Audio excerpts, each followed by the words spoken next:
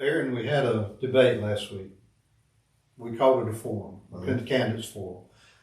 How that came about, just a little bit of information for people who don't know. The Mingo Grange has had a couple of events over the last few elections. We've had what we call a forum or a candidate session. They've come out and visited with us. And this year we wanted to do something a little bit more ambitious. And Ruth Carr came to us and said, well, we're going to do something at Plainview. And would you guys like to be a part of it? So we said, certainly, we're going to do something in February. Why should we try to compete? Let's work together. So we did. And it came to fruition that we couldn't work together because of bylaws, stuff like that. But our Grange has to be nonpartisan. We can't pick and choose candidates. We can't endorse candidates as an official body, of course. Right. So we came together, and the Republican Party didn't want to be a part of that kind of thing, and rightfully so because of their bylaws, understood. But so the Grange kind of took command of that. But let me say, Ruth Carr was a big push on that, and without her, this thing wouldn't have went down. But we had a great slate of candidates show up. We had a lot of people there. We had an audience of about 70 or so. I would say. At least. We were impressed with that. Now, the cameraman really blew it. The cameraman, he messed the whole thing up. I swear he did. Well, I hope that he does a better job tonight. You need to fire that cat or dock his pay, one or the other. But the moderator, I have to say, that moderator did a fantastic job. I don't know where we got him at. It was pure love. He should be on Channel 5 somewhere with a weekend show. He should be the next Southern Sportsman. Look that up on YouTube sometime. I bet, yeah. But we did have a good show, and I have to say, Aaron, we selected the right guy for that job. Thank you. You were right on target, and you did better than any of us could ever have expected.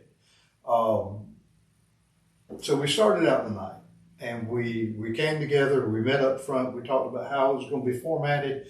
We were going to give everybody a 3-minute time limit to give an introduction, and we called it the elevator pitch. Yeah. You and I were just talking a little bit ago about the motivational kind of stuff. And that used to be the thing. You had an elevator speech. You've got to give a person, from the time they get on the elevator with you, you've got till they get off on their floor to give them your spiel. So 3 minutes, and that's what we did, and it worked out well. We asked some questions, and nobody got out of line. Nobody got out of hand. I was impressed with that. Yeah. Yes. Nobody jumped out of the bleachers. Great show. Sandra Carroll behaved herself. We have to laugh about that. But we did have a good show, and I think that it was about as even-handed as anything we could have done. So we started off with the Board of Education. Yeah. What did you think about the candidates as they rolled out? They, like you said, they began with that 3-minute elevator pitch, and I think all the candidates, one thing that struck me about all the candidates is that each one of them, I think, genuinely wants to get on the board to serve.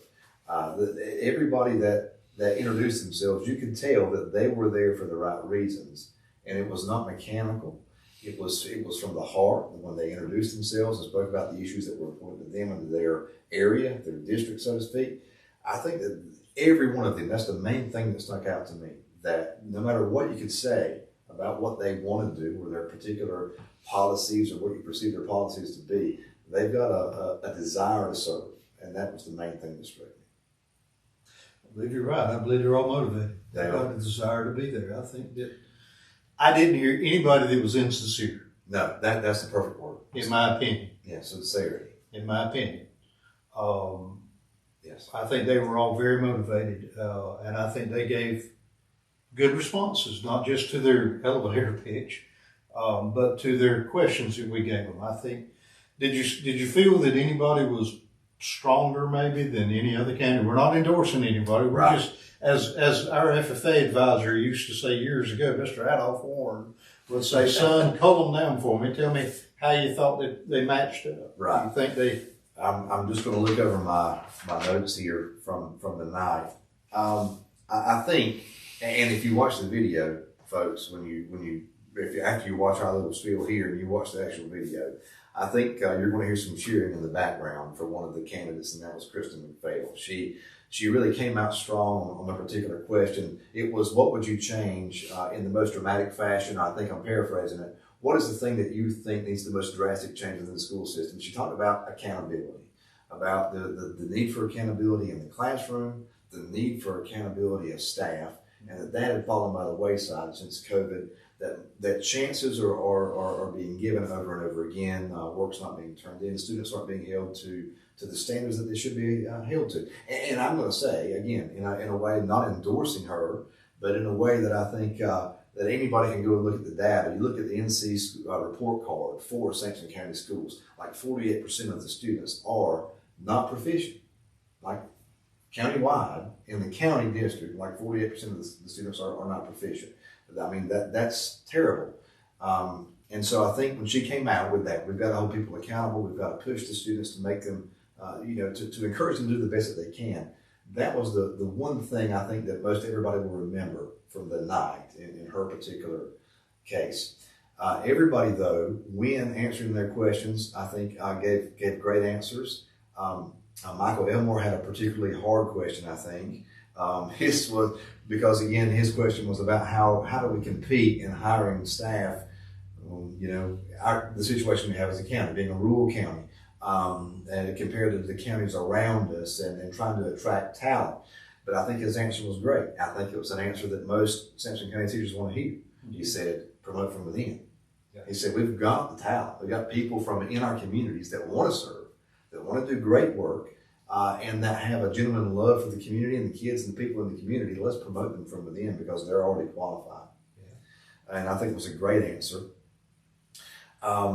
James Jones down at Union area, he was very passionate about involvement of parents and community. And I after talking with him after the debate, well, not the debate, the event, I agree with him totally. We were down at Union playing a while back, playing basketball with our daughter, middle school basketball, and there was just nobody there. I think there were more Midway parents there than there were Union parents, and you can tell it's demoralizing from the kids. It's demoralizing for them, And his whole thing was, I want to see people involved in the lives of the kids and in this district. And hey, more power to them. I liked it. I like the involvement part too. I mean, the kids, it's no fault of their own, but they don't have supporters in the bleachers. Right. But it's there too. Down in Union, and I hate to say it like it's a million miles away, but it is to us. And down there, it's harder for them to get home, parents and things, because they work in different areas. Right. There's not a lot of jobs in the Union district. That's exactly right. That's one thing to keep in mind. There are challenges that they face that we do not face here at Midway, and that's a great blessing again if you're a member of the Midway district. Mikasa Melvin, I think probably the word for him that I would describe if I was to use one word is just approachable. I mean, that man is he's an approachable guy, friendly, outgoing, and I recognized him from going to vote at Mingo because I think he works on election day there when he's checking the ballots and things like that.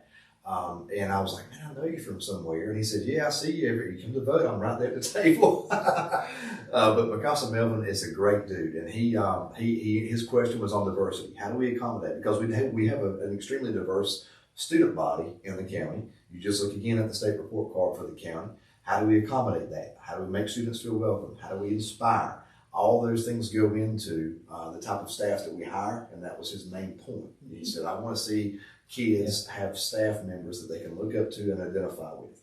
And I think it was a great answer. Well, the thing about the question with the diversity, that was totally unsolicited. We didn't know. And I talked to Mikasa after the event was over, and come to find out, he was telling me that he heads up a group. He works with the schools to try to help the kids at home, to make sure there's food there, to make sure there's things going on. And so when we were talking about diversity, that just led in perfectly to what he does, right, and that kind of work. And I, having chatted with him for quite a while the other day, I'm more impressed with him than ever because Now, I'm impressed with all of them. Like you say, Krista did a fine job of coming out of the gate, and for her to be a first-time candidate, and I don't want to act like she's a baby, but to be youngish as she is and not be experienced today, she did an excellent job. Yeah. James Jones was passionate. That's exactly right. Yeah. James did a fantastic job out of the gate. Yeah, most definitely. Michael Elmore had a loaded question. He did. Yeah, we got him. But Michael recovered. He did very well with that. And Michael comes in with no real, I don't want to say no real education background. He's got the same amount we all do, but he comes in from a construction standpoint. Right. He's looking at it from a different aspect, which I think is good. I do too. We can't have it all teachers. You all can't the time. have, yeah. You don't need a bunch of. You got don't to need have- everybody as a retired administrator. You've got to have something else. Right. Yeah. Mikasa, I think, did an excellent job. So I'm impressed with that. You know, we had a few who didn't show. I think Miss Powell Yes. was participating in the round table over in Roseboro, and I think Mr. Warren had a ball game or something, so we didn't get to critique them, and I'm sorry for that, but Right. hey, that's the way it rolls. Right. Doors were Can't open. be everywhere. That's right. That's right. So But, yeah. what do you think now? We came out of Board of Education, and we went into State House Mhm. with Mr. Kivett. Mhm. And I've known Gerald a long time. He might not remember me, but we did some work for him occasionally here. You know how it is in Sampson County. Right. You know people, you know all of them. And I had been kind of in his orbit for decades, but just recently got to really know him. What did you think about Gerald's performance?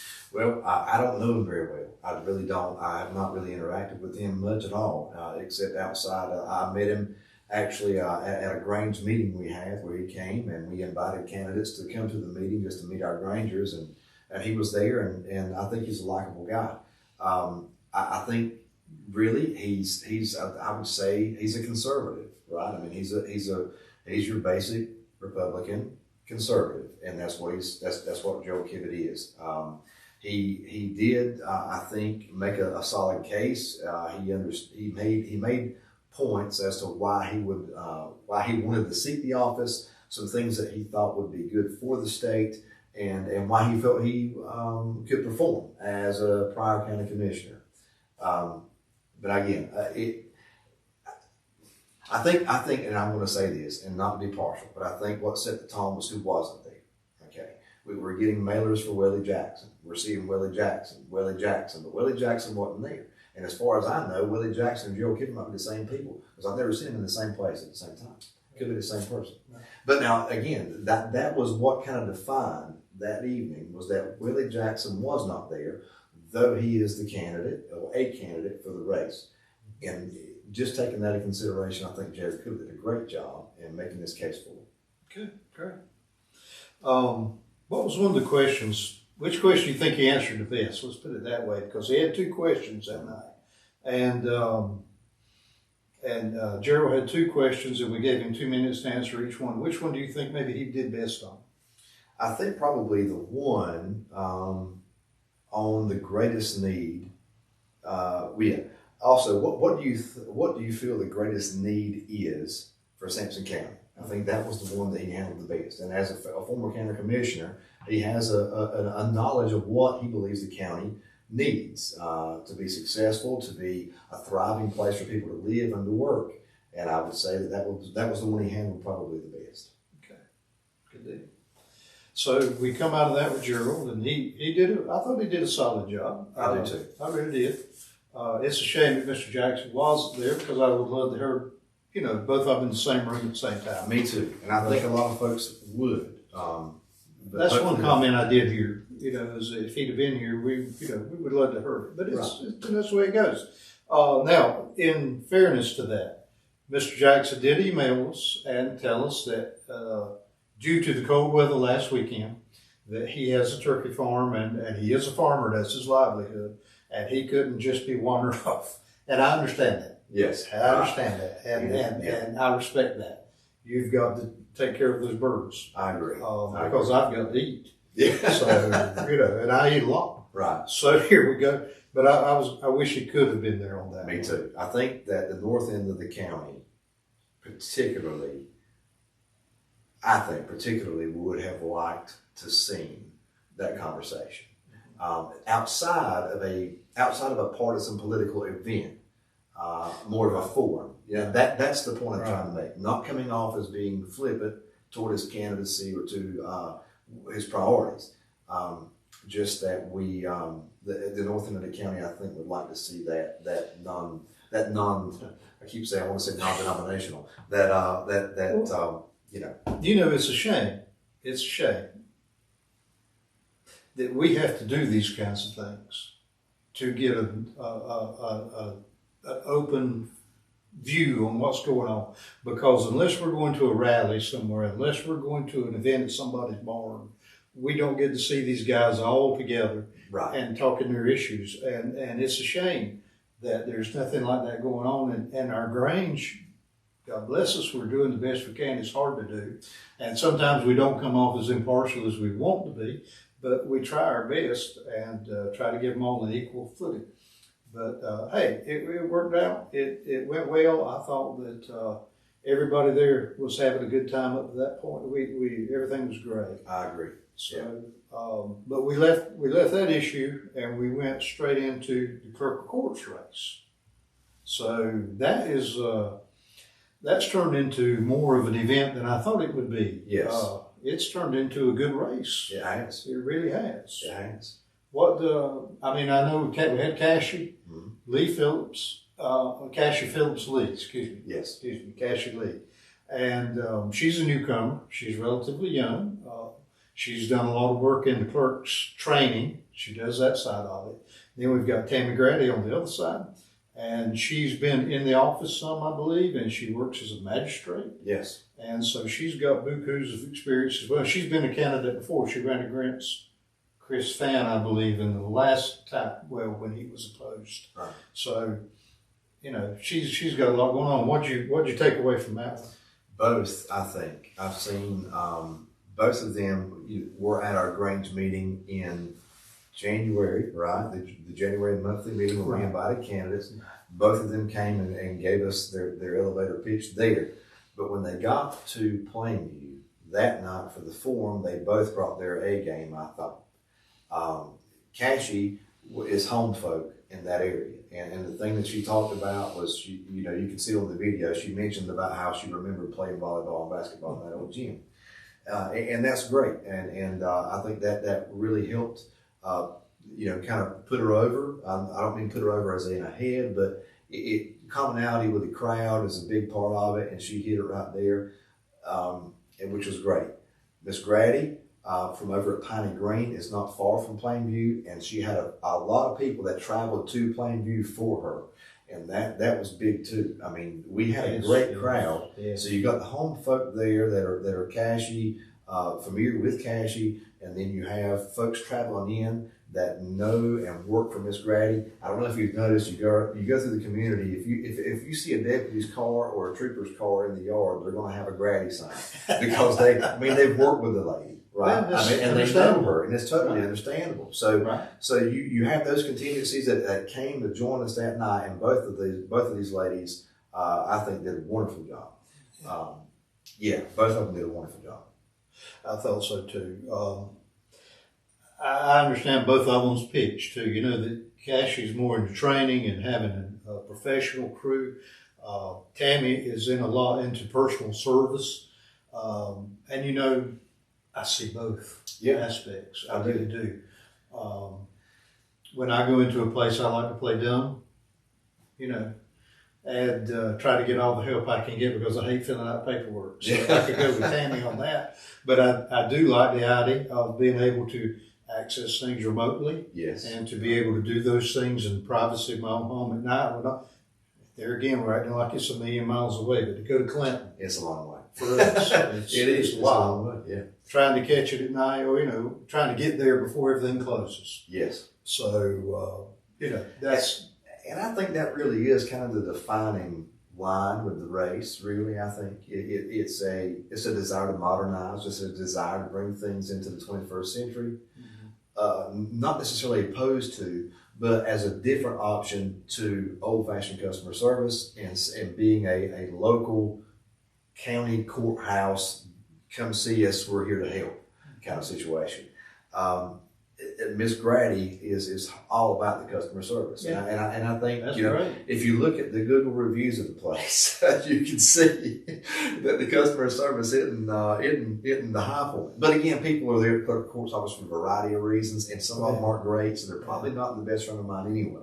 But the thing is that that seems to be her main thing is I want to serve the people of the county, and I want to do it in a way that's personable and takes their particular situation in mind when I'm dealing with them. Cassie, I think with her experience across the state, you can see from her endorsements recently, if you follow her on Facebook, she's received several endorsements from people over the state that she's had dealings with, that she's worked with. These things are important. She could to the office bring resources that possibly Miss Grady cannot, just because she's got the statewide connections and the modernization aspect of it too. So again, both of these ladies desire the office. Both of the ladies are working hard to earn that office. I think, and really both of them are qualified. I think you're not wrong. I think we've got a good race here. Yeah, excellent race. I don't think there's a loser either way. I don't either. But it's unfortunate you can only have one. That's right. That's right. But I could see. I don't know. Perhaps they work together at some point if things go a certain way. So. It's a fun thing to watch these things, but at the end of the day, somebody does go home. That's right. Always sad. But I think either way with this, Sampson County will be a winner. I do too. I really do. Good candidates. Mm-hmm. And then we got into our next race, which was for state senate. Yes. And we had invited Senator Jackson to come, and he's had a respiratory issue or something going on. But Mr. Jim Bergen showed up. He was. First time I'd ever met him. Just a wonderful man, and he's personable. Seen him for years, on TV and in the paper and online, but never met the man. But I would say that he's about as personable as a man as I've met before. Handled questions expertly. You can tell that he knows what he's doing. He has experience, and he's able to, I would say, back up what he says with statistics. He was talking a lot about the state demographics, the state population. I think we're in the top 5 in the United States. North Carolina is for growth, projected growth over the next decade, being like in the top 5 for population change, or maybe total population or something like that. He mentioned. So he's well aware of where the state's headed, demographic-wise, population-wise. But I'm not sure. Again, this is not me throwing off on Senator Bergen, who's done a great job for our area. But maybe not. Maybe not either thought a lot about what that means for the culture and what that means for our communities, as much as what we might be able to get out of it economically. And I think when we're looking at a particular place, and a particular people, we're looking a little bit more deeply than an economic zone. And, again, I'm all for a good economy. I'm all for good, making money and people being able to live well. But, a particular place and a particular people, that's something that you lose very quickly when you have, I think he said, 365 people immigrating into the state per day. And so the state senate and the state legislature has to take those things into consideration. Well, we're experiencing that in Mingo, and I know Plainview is as well. Oh, yeah. And good Lord, Dismal has seen a huge jump in new homes down around Autryville. That Minnie Hall Road area is booming at the moment. There are subdivisions coming in everywhere. We're having to grapple with this growth. And Mr. Bergen answered those questions fine. And I think that second question that we had with Jim was about, what was that? I'm sorry, I'm blanking out. Let's see. The agricultural district. Let's see. How does Northern Sampson fit into the economic order coming about in Harnett and Johnston? Yes. Okay. That's it. Okay. Do you remember the answer? Well, he discussed he talked about the fact that we're in a real boom town up here, But the thing was that, we were looking for with the question was how are we going to fit into that? Because, they've got a new battery plant, I understand, coming to Benson. Mm-hmm. We've got the new corridor coming through at I-95 and Dunn and Wade and Falcon and all that. And it's really becoming a boom town.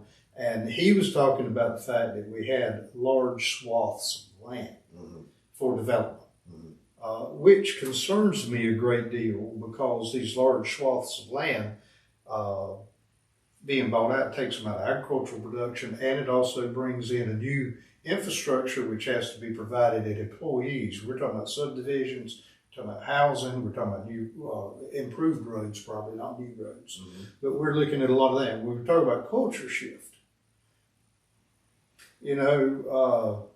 former pastor that we shared at one point was doing some preaching down in Oxfordville, and I spoke to his wife one day and said, "How is that going?"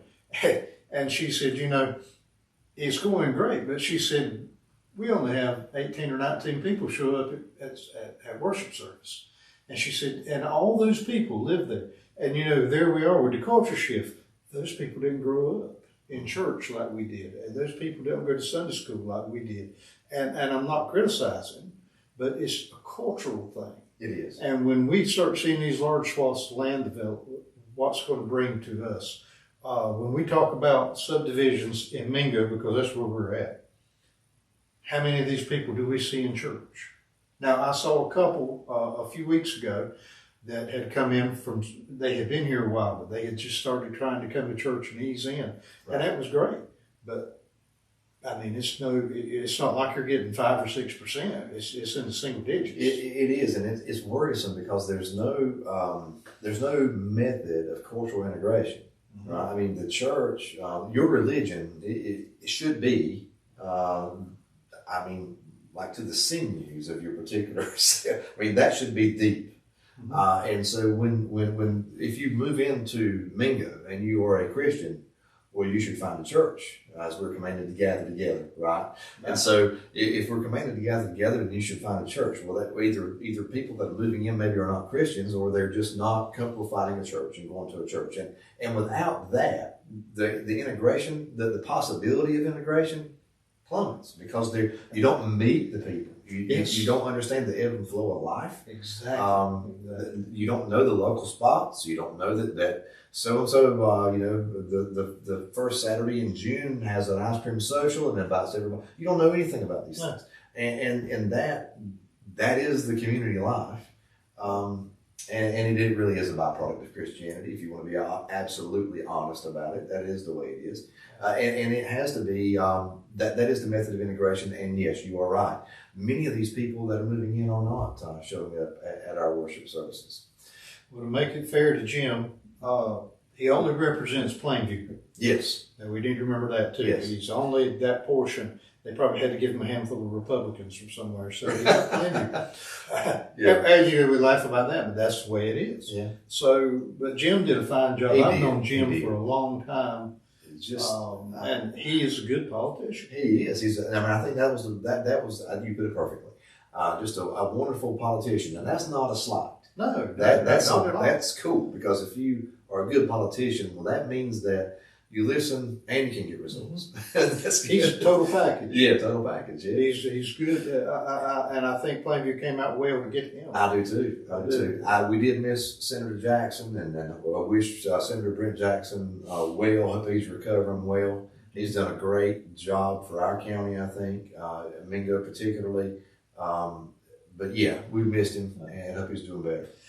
Well, I think that now we're through there. I think that the main card of the night, the microphone dropped down out of the ceiling, and when you grabbed it and said, let's get ready to rumble. That was the event we were looking for. Was a sheriff's race. That was it. And I think we could not have had two better candidates there. Man, they did a good job. I think these men put. I'm not saying they put on a show, but you could just tell that they were determined. I think if you're going to pick a word to describe this race, it's determination.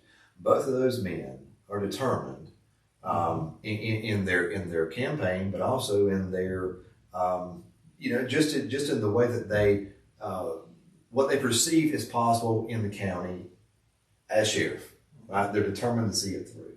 That's one of the things that struck me. These men are serious. These are not men that are making, that they're not doing this for fun. They're doing this because they have they're bearing a particular responsibility that they want to see through. I agree. And the thing about these two gentlemen, and I don't slight anybody that's done it before, but they've got qualifications. Yeah. Both of them have been police chiefs. Mm-hmm. They've been police officers or deputies. They've been in the ranks. They've come through it. They understand it. And Donald has a Mingo connection because he actually went to Mingo school for a bit. And I didn't know that, and that was so wonderful to learn. That he was from our area. Mm-hmm. I'm going to embarrass him if he's watching. His mother was a wrench. So don't hold that against him. But she was a good lady. She had to be to put up with all that crowd. But I graduated with Donald's older brother, Kenneth. And Kenneth was the police chief at Benson. Their father was a police chief in Roseboro for a while. So, there's a lot going on there that he was brought up in that. A tradition of law enforcement. You can tell that that is what he's about. Yeah, and Tracy, I did not know Tracy before this election began, but he was a product of the Sampson County Sheriff's Department. He's the chief at Stedman now, and that's the first chief they've ever had. He's building a department. Yeah, which is I thought that was pretty good. That's a feat in itself. I mean, you're funding, you're budgeting, you're hiring, you're doing all these things. I think he's probably elbow deep, or has had to be elbow deep in creating a culture that's going to sustain, because he won't be the last one, right? I mean, he's got to build something that's going to last, and that's culture. That's a big deal. Yeah, culture's a big deal with it. Yeah, and talk about your memory span versus mine, and I remember years ago I met Mr. Norton. I believe it was Jimmy Norton. And he was talking to me about, he was sheriff back in the late 60s. And he had a gas station in Salemburg. And someone said, Jimmy, you ought to run for sheriff. Jimmy said, okay. So he ran for sheriff. And he said, son, it never dawned upon me to ask how much did this job pay. And he said, when I was elected, when I got in, I went down to fill out the paperwork for the check and all that. He said, found out how much I was going to make. He said, doggone, I should have stayed in the gas station business. He said, I was having to work 2 jobs to stay alive, and talk about the culture and how much it's changed. Yeah. And you go back to, Mr. Butler, Graham Butler, and I can barely remember that, but I remember Cranford fan very well. And then we had Buck McCullen in.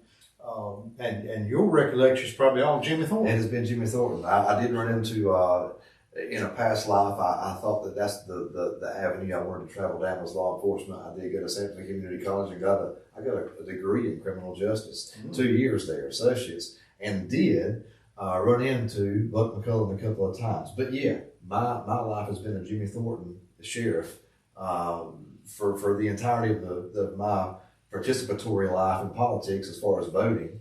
But yeah, it is a calling, okay? And that's the point I think that all of us know, especially in this era, the era of post-George Floyd.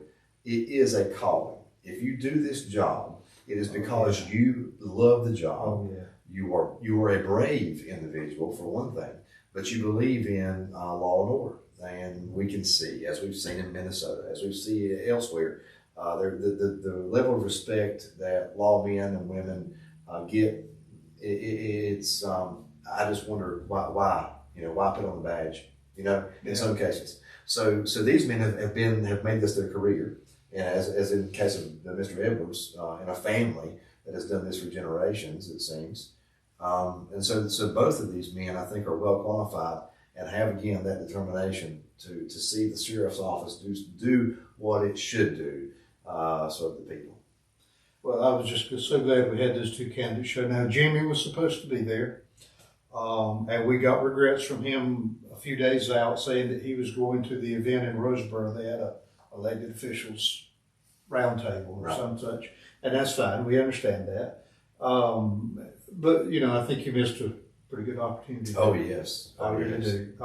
Jimmy has been around for a long time. I've known Jimmy. He's a good guy. He really is. Despite what I may say occasionally, he's a good guy. But you get frustrated sometimes, and it's just that the man at the top of the pole gets poked. Yes, yes. When your power goes out. I'm Yes, looking you, son. Exactly. I'm looking you. Yeah. Well, which I think it's another reason, right? I mean, the man that gets this job, okay, the man that gets this job is going to be on the bad list. Yes. From people all over this county, people that are arrested, that break the law, but also people like us that sit around and talk about them. So that, I mean, it comes with the territory. It comes with the territory. So again, Yeah. the point I'm trying to make here is that these two men, I believe, are going to be able to handle it. I do too. They have been in leadership positions and function in those positions well. All three of these guys, when we put Jimmy into the mix, Oh yeah, have been in hot seats. Yeah. They understand. yes, They understand where we are. They understand that we get disgusted. And I think, that's just part of the game. right. I think we still have a lot of old deputies. I don't think about Timmy Bass as being an old man. I don't think about Wayne Dinehart as being an old man. But my God, they are. Yeah, They're all retiring. They are, And back in my day, we had, God bless, we had Horace Tew, and we had Autry over there, and I thought they were ancient, but they probably weren't much older than Timmy and Wayne are. They just didn't fix your hair like we do now. right. But at that time, I thought those were old men. And when I was 18, I tried to outfox them. But here we are, and those guys, are moving out. Yeah, And it's the new kids coming in. There again, it's just like the new folks moving in. A lot of them just don't have those connections with the community. yeah, and I think that if just moving into the topics of concern, that was one of the questions I think Mr. Edwards. Well, both of them really made a lot of mention and a lot of hay about relationships, and that was one of the questions I think that we asked Mr. Edwards, and that's the point I made. Went to church with Wayne forever, and Wayne's retired, right? Well, there's not another deputy in my church. There is not a deputy at Mingo that I know of. There's not a deputy at Spring Branch. There's not a deputy. I mean, used to be there were these connections. You could walk up to the guy and you can say, "Hey, this happened," or "Hey, I need to do this. Who do I need to see?" Well, they're not there anymore. They're gone. They're gone. And you're right. The young guys, and I say young, I'll be 42 tomorrow. But these guys are younger than me, and and where are they? I don't know who they are and where they come from and where they go to church. The connection again is missing. You'll be out in the yard calling them son.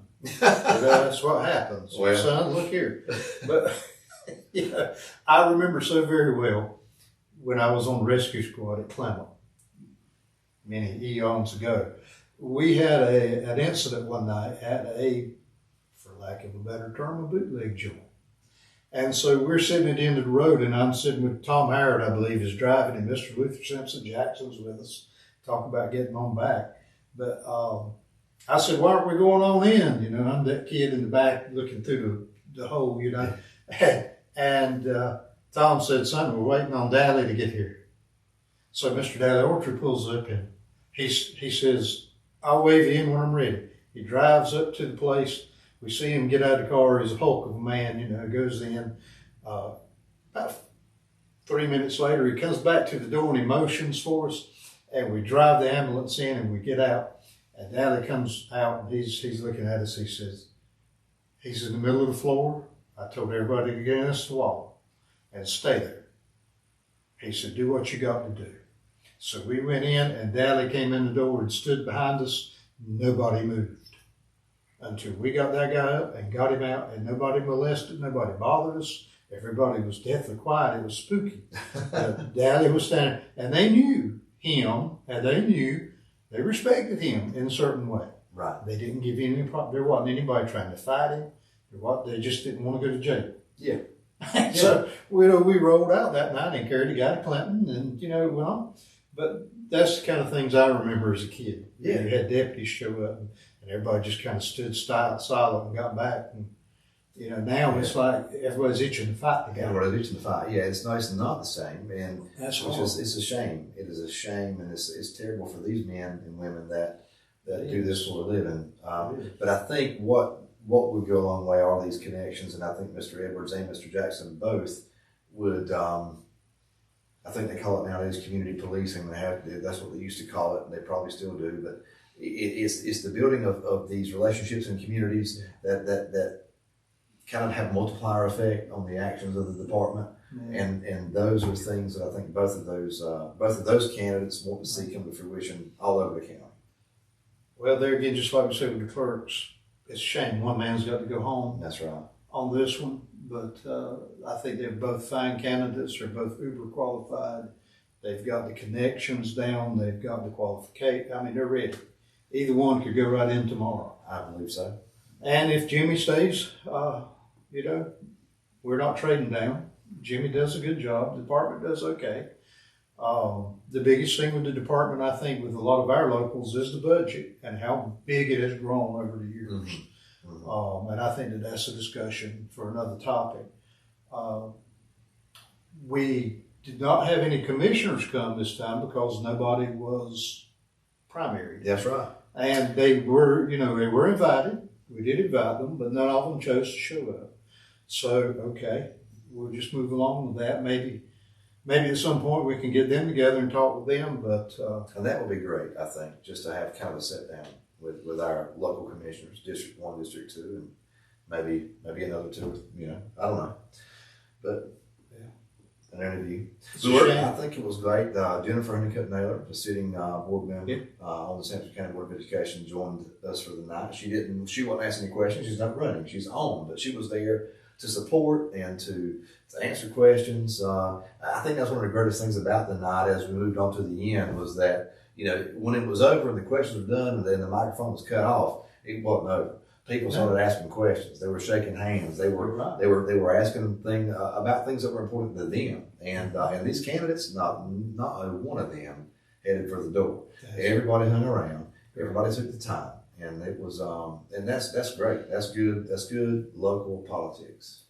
Well, and you said Jennifer was there. You're right. And Jennifer is a member of our Grange. She is, thankfully. And in all transparency, Alan McClam is a member of our Grange, who is the county commissioner, chairman of the board.